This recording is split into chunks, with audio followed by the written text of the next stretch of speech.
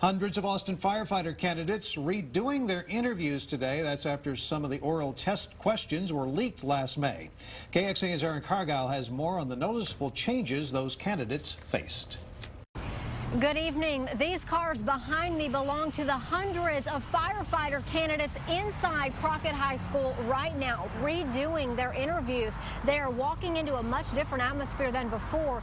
This go around, they have an escort from the time they walk in until the time they walk out of this building, and extra eyes are on them while they're taking the test. The city says that did not exist in May when they did the interviews at a downtown hotel.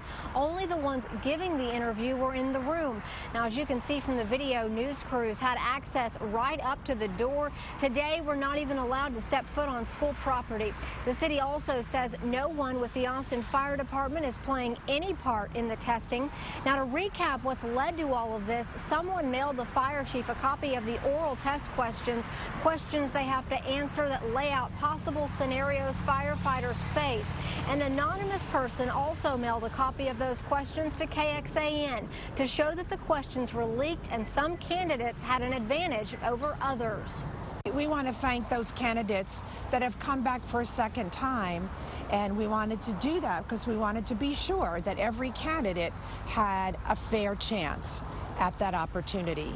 Now, the city says it will only take them 1 week to interview all 26 candidates. That's half as much time as it took last time, and that is another safeguard. The city says the less time it takes to give this test, the less chance of something leaking. Now, an employee was fired over the issue in May, whose job it was to guard those tests. There was about a 2.5-hour time period when they could not find that employee. Now, the city says they are still investigating who leaked the questions. In South Austin, Aaron Cargile, KXAN News.